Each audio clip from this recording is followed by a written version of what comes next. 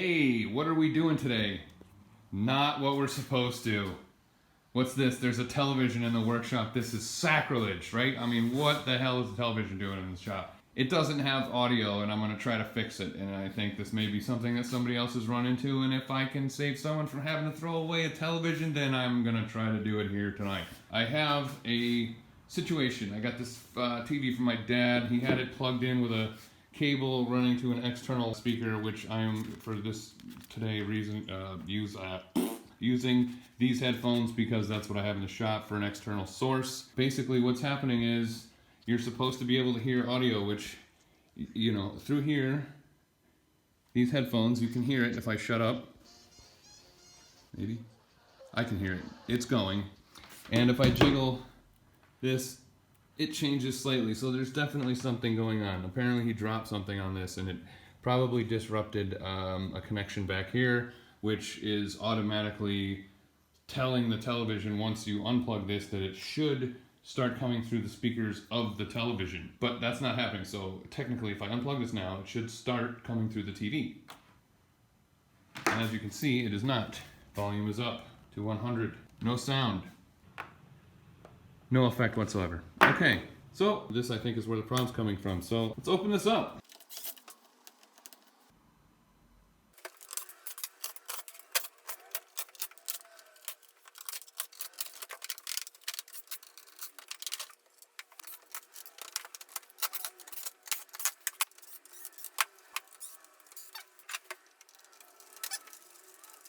Okay, so that's the last of them. Now, bam. Fantastic. Looks like I'm gonna want to take this metal piece off here. Access that port. There you go. So this is what we're after right here. I don't see anything burned up or anything, so that's good, but it does seem a little loose. So what we're gonna try to do is power this thing up again and jiggle some stuff around. Hopefully have some sound. 100%.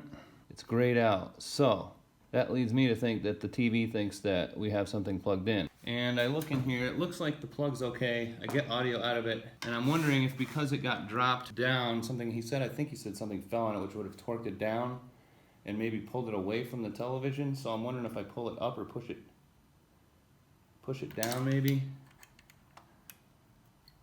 Make some contact. So here it is here. You can see that I pulled the back off and you can see all the contacts in there. So I'm just wondering if I jiggle some things around. It's not making contact here. I unscrewed this board just so I can lift it up a little bit. There are 5 pins. One in the center, one in the center, 2 on the right and 2 on the left if you're looking at this. And I noticed if I touch these 2, this lady producer, she said, I'm having a surprise party. if I touch them, it's sending the speaker. So that is the signal.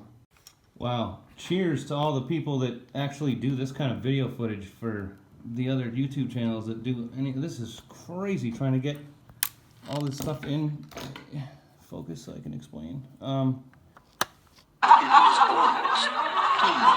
Yeah. So that means maybe one of them's just loose. What the hell? Yes, there is an issue. Okay, so I think I figured out what's going on for sure. It's definitely the pins are broken.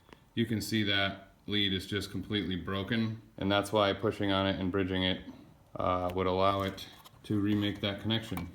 Focus. There it is. So you can see it's not even touching. So that's after pulling it up slightly after unsoldering some of it. So I think to do this properly, I'm going to try to find another one online, and if not, I think I'll be able to figure out a way to just bridge those, whichever ones I need to make it work again. But first, we'll try to get that switch or plug, whatever. It doesn't seem like it should be too hard. It's only 5 pins. And as you can see, I've already started.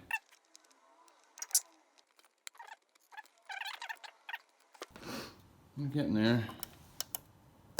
There we go. Now we're there. So I'm just going to pull the rest of those those little bits right there that were making the switch, and then we'll try to order another one. Okay, so check this out. And I watched him fly away. I pulled the He switch circled up and round, and then he and settled burnt on the myself ground, a little and off he bit. went straight up to the sky. Dad says, here, there's a caper. I'll go get a bit of paper. I said, don't be daft, he's miles away. Why is it so slow? My God.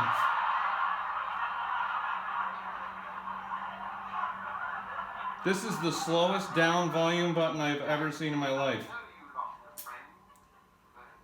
Come on, people. Okay, that should be enough to be able to talk here. Now, what I did was, as I was pulling the pins out of the bottom, was bridge these two. Where am I? Where am I? These two. 4 and 5.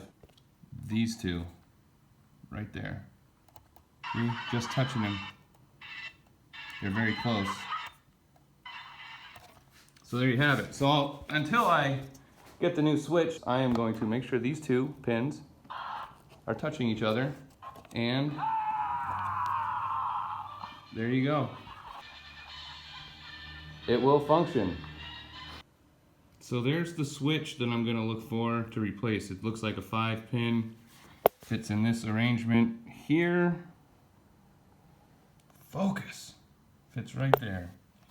So 2, 3, 5, and then I'm assuming that would be a 4 there, but you don't see that number, so no, there's 1.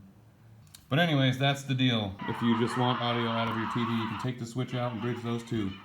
Once I get a part number, I will list it down below for this Hannspree television. I'll get all the numbers and stuff off of this and post it. TV's happily chugging away. Good to go. Okay, so we're back. I have got the parts in the mail today. It is a couple days later. This is what we've got. Aike 3.5 millimeter plastic PCB socket audio connector. That's what they're called. And here's the original that I pulled. It has some springy stuff on the outside. I'm assuming that's just to help it stay flush with the little panel that they put on the side. But anyways, here's the comparison. They are slightly different as far as size goes. The old one is a little bit taller if I line up the bottoms. But I think we should be able to get this to work. They're about the same footprint. Looks like the pins are basically where they're supposed to be. Whatever, I'm gonna try to jam this in there and solder it and just see if it actually does what it's supposed to do. I'm gonna take this board out and then flip it upside down so I can solder easily.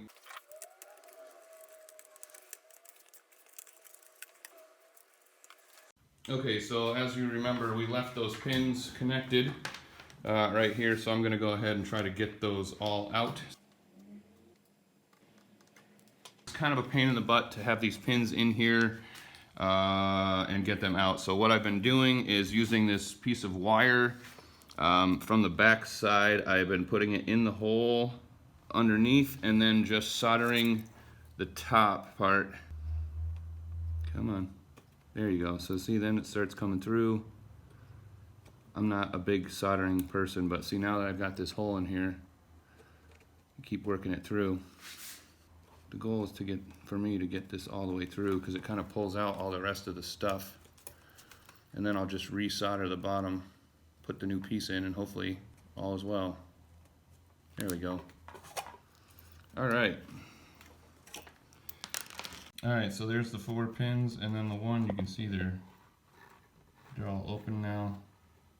I'm going to try to just piece that new part in there, which is right here, and we'll see what we got. All right, so I've got it just kind of friction fit in the hole now, and I'm just checking this piece because this is going to end up on top of here.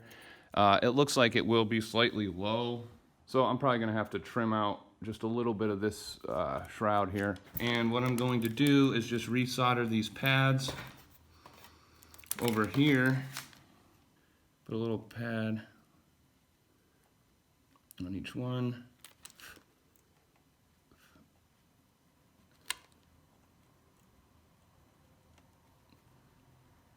Okay, now if I push on this and slowly heat up each one at a time, yep, pop it in, pop it in. I think that's actually pretty decent. Let's see, can we show you my crappy soldering job there? So let's see if this actually works before I get too excited. I'm gonna plug some things back in and see if we get audio at all anymore.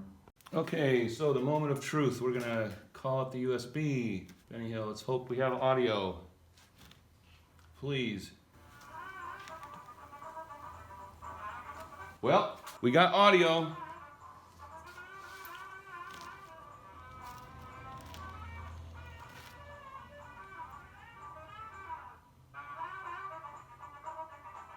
Now, the ultimate test. Okay, I've got the external speakers. It is now coming through the television. Got this on. So we're gonna plug this into the side. And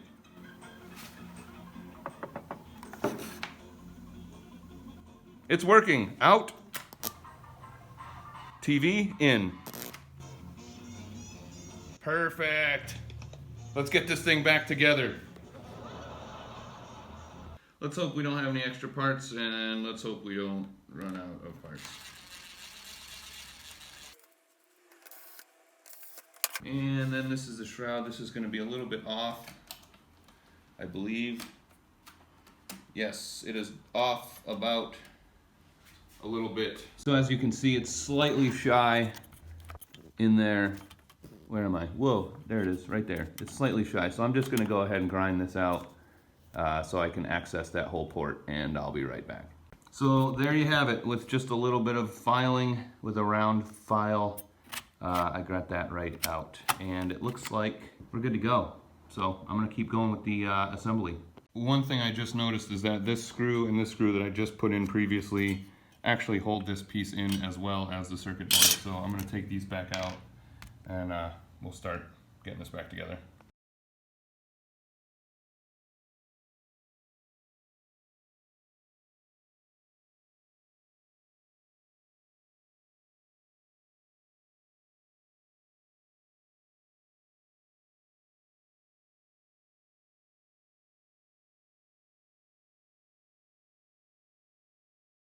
Got the last 4 screws, nothing missing.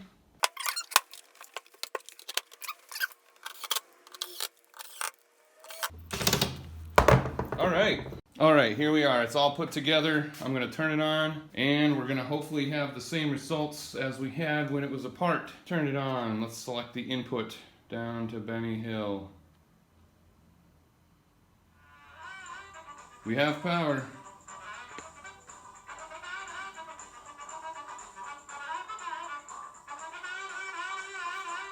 Plug it in and see if we still got external.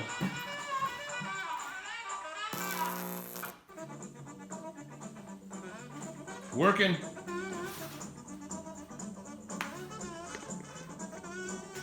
And out. Perfect. Job done. Thanks for watching. I love it when a plan comes together.